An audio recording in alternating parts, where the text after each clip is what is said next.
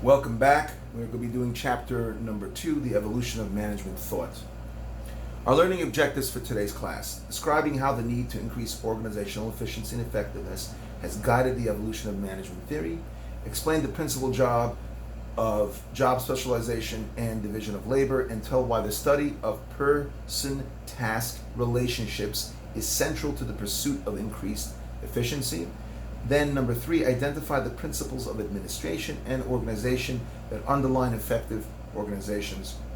Number 4, trace the change in theories about how managers should behave to motivate and control employees. 5, explain the contributions of management science to the efficient use of organizational resources.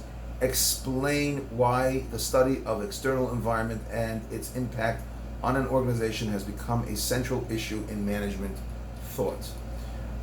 Figure 2.1 is a timeline of management theory.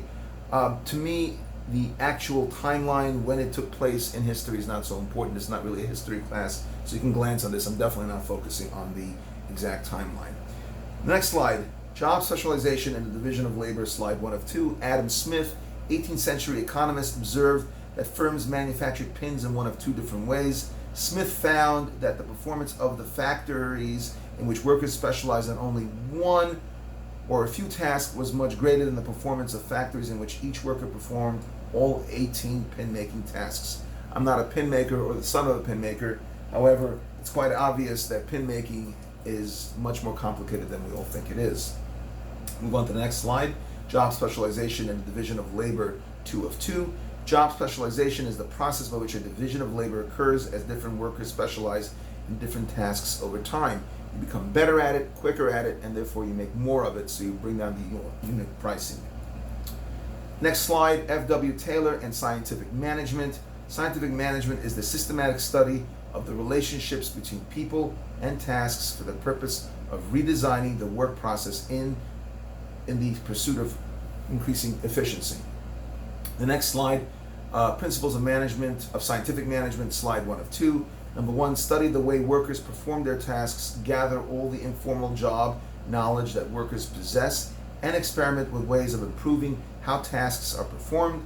Number 2, codify the new methods of performing tasks into written rules and standard operating procedures. Move on to principles of scientific management, slide 2 of 2. Carefully select workers who possess skills and abilities that match the needs of the task and train them to perform the tasks according to the established rules and procedures. Number 4, establish a fair or acceptable level of performance for a task and then develop a pay system that provides a reward for performance above the acceptable level. Problems with this scientific management concept is many workers experienced the reorganized work system found that their performance increased, however their wages did not. So everybody felt like, very nice, you're getting more out of us, but what are we getting out of that? We're making you richer, you drive a nice car, I can't even afford to put decent food on the table, but I'm the reason you're driving that fancy car or that nice horse and buggy. Why do you get to have all the cookies and I get nothing? So they did not trust it, they were angry, they slowed down. That's why all this labor union and management unrest all came out of this inequity. Scientific management brought many workers more hardships than gain, and as a result, as I mentioned before, a distrust of managers who did not seem to care about them was promulgated and created. Move on to the next slide. The Galbraiths, cheaper by the dozen. Analyze, that was a movie about them, analyze every individual action necessary to perform a particular task and break it into each of its component actions. Number 2, find better ways to perform each component action. Reorganize each of the component actions so that the action as a whole could be performed more efficiently at less cost in time and effort. Next slide, administrative management theory, 1 of 5. Administrative management is the study of how to create an organizational structure and control system that leads to high efficiency and effectiveness. Max Weber, slide 2 of 5, developed the principles of bureaucracy. Now, I know the word bureaucracy engenders long lines. Government employees are not efficient, but the concept of the principle of bureaucracy was one of a formal system of organization and administration designed to ensure efficiency and effectiveness. It was broken down into bureaus so that various aspects would be tended to with more proficiency and more attention paid to it. However, unfortunately, as with everything, The road to the hot place is paved with good intentions, and unfortunately, bureaucracy, the way we know it, was created out of this. Moving on to the next slide, 3 of 5, administrative management theory. Authority is the power to hold people accountable for their actions and to make decisions concerning the use of organizational resources. We move on to the next one, figure 2.2, Weber's principles of bureaucracy. He had principle number 1, formal authority derives from one's position inside the organization. Whatever it says in your ID badge, you're a director, that's what gives you the right to tell people what to do. Number 2, individuals occupying positions because of their performance, not because of who they know, but because they're good at it. Number 3, each individual's authority and responsibilities are specified by the organization. You have a job description, you know what you're responsible to do. Number 4, authority is exercised effectively when positions are arranged hierarchically. You're the assistant director. You will get instructions from your director, who gets his instructions from the assistant VP, who gets his instructions from the VP, who gets his instructions or her instructions from the CEO.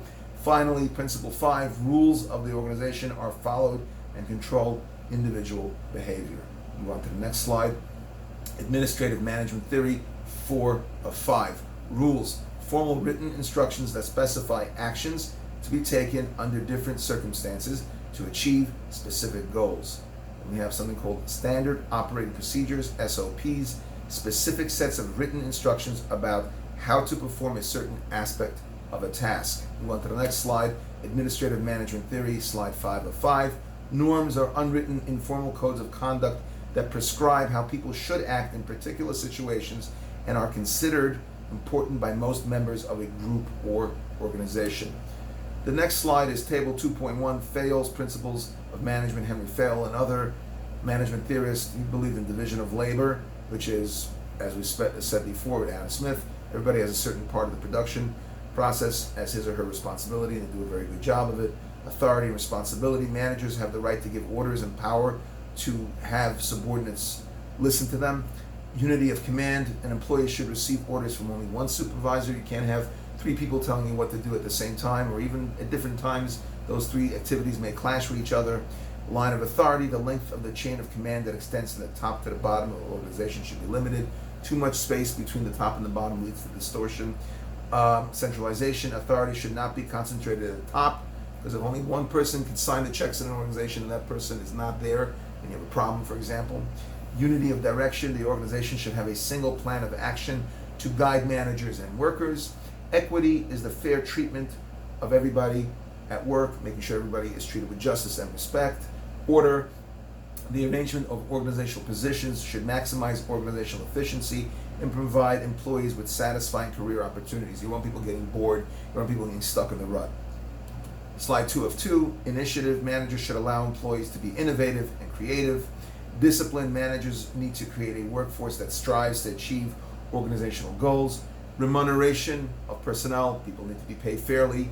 Money is a very, very important thing, and if people are not paid properly, they're not going to be interested.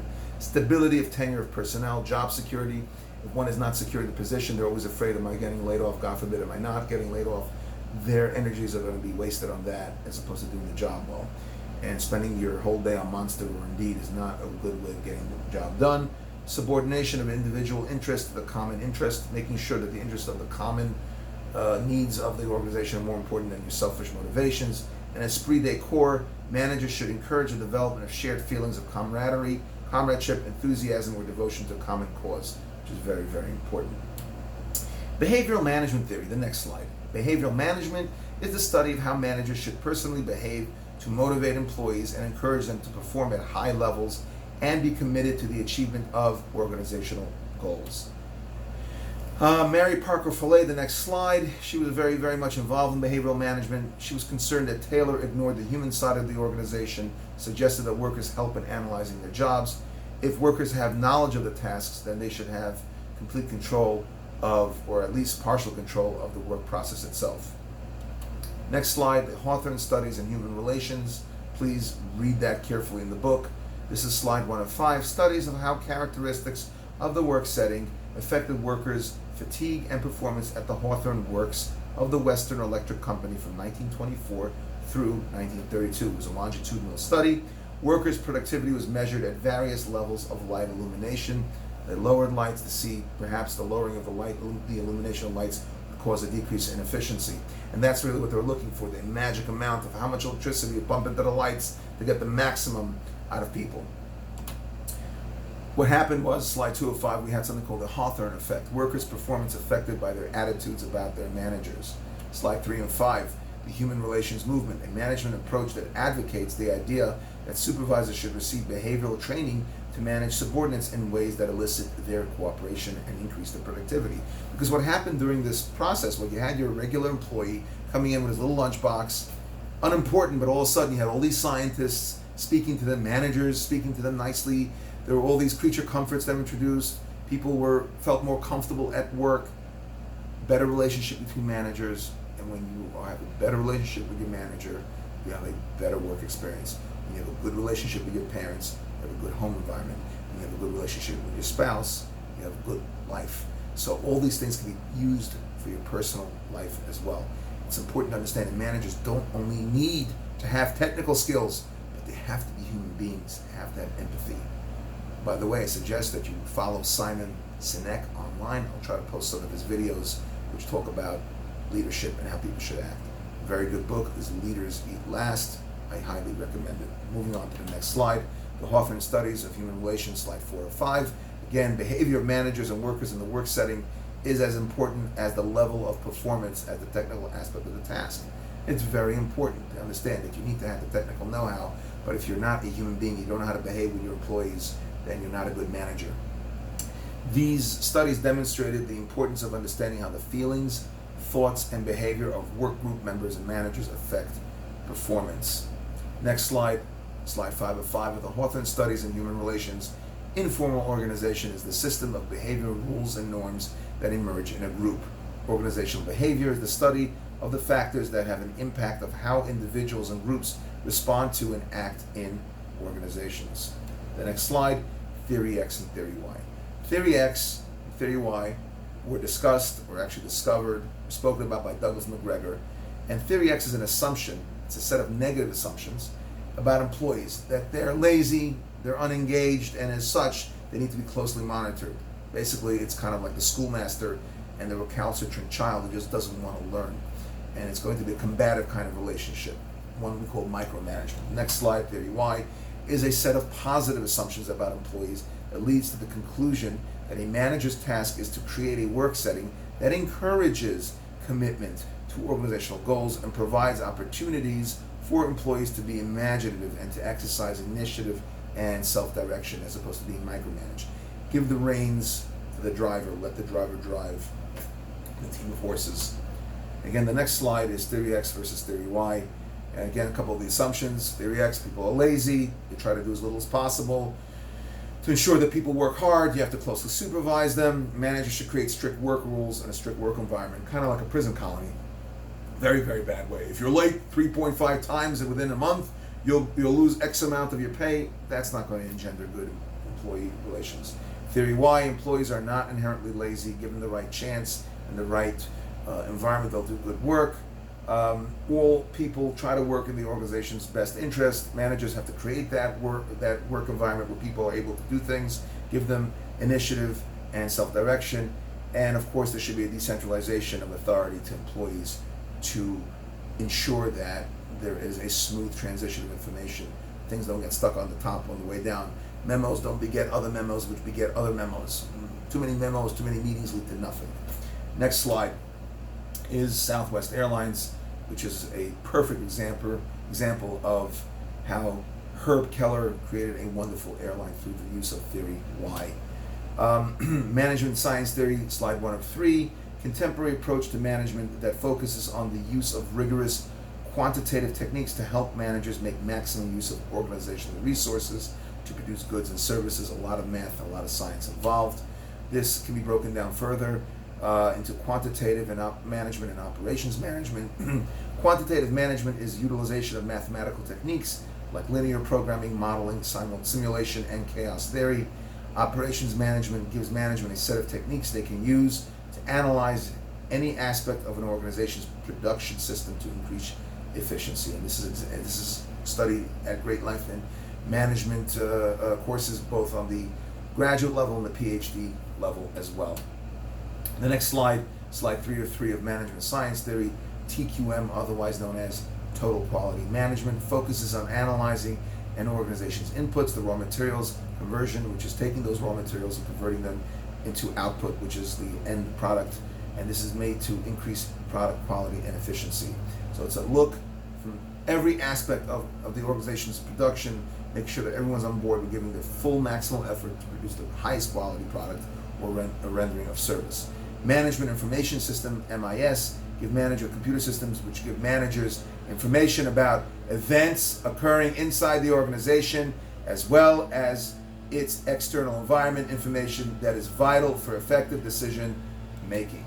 Organizational environment theory, the organizational environment can be defined as the set of forces and conditions that operate beyond an organization's boundaries but affect a manager's ability to acquire and utilize resources. I'm sorry, there's some noise outside, so that's why I raised my voice to go over that. Apparently somebody's doing some gardening outside. I'm sorry about that noise. The next slide, the open system view. Open system is a system that makes resources for its external environment and transforms them into goods and services that are then sent back to that environment where they are bought by customers. Next slide is figure 2.4, which discusses the production stage of input, conversion, and output. You can look at it yourself. Input stage, as I mentioned, is the organizational acquiring of resources such as raw materials, money, and skills. Conversion stage, inputs are transformed into outputs of finished goods and service. And of course, the output stage, finished goods are released to the external environment for consumption by people that buy them. Closed system, slide 4 of 5, a self-contained system that is not affected by changes in the external environment, likely to experience entropy and lose its ability to control itself. Synergy is the performance gains that results from the combined actions of individuals and departments, possible only in an organized system. This contingency theory, slide 1 of 2, is the idea that organizational structures and control systems managers choose depend on, or as they say, are contingent on characteristics of the external environment in which the organization operates. There's no one best way to organize because different things affect different organizations. Slide 2 of 2, figure 2.5, the contingency theory of organizational design.